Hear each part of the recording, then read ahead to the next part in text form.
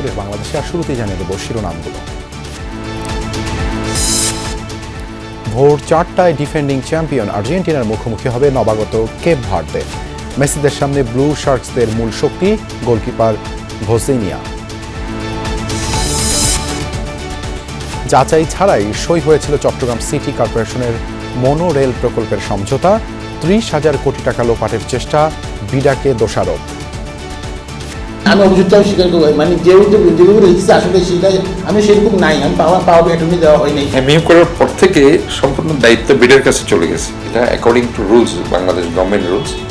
তো BIDA ultimately সেটা query করেছে নিশ্চয়ই।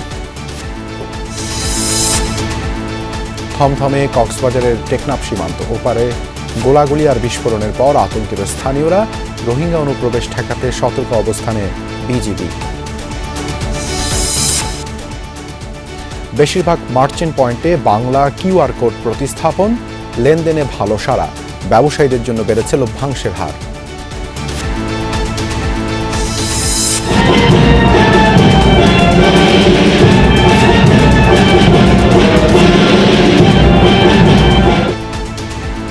প্রয়াত সর্বোচ্চ ধর্মীয় নেতা আয়াতুল্লাহ খামেনিকে বিদায়ে প্রস্তুত ইরান।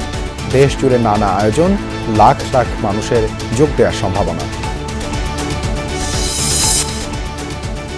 চলছে বাংলাদেশ চলচ্চিত্র শিল্পী সমিতি নির্বাচন। 573 জন ভোটার 2 বছরের জন্য বেছে নেবেন নতুন নেতৃত্ব। রাতেই ফল ঘোষণা। সবাই গল্প করছে, কথা বলছে, তো সবকিছু মিলিয়ে খুব সুন্দর একটা মুহূর্ত যাচ্ছে। সবাই মিলে যদি একসঙ্গে কাজ করি হয়তো বা ইন্ডাস্ট্রির জন্য ভালো কিছু করতে পারবো, সেটার জন্য নতুন নেতৃত্বের দরকার।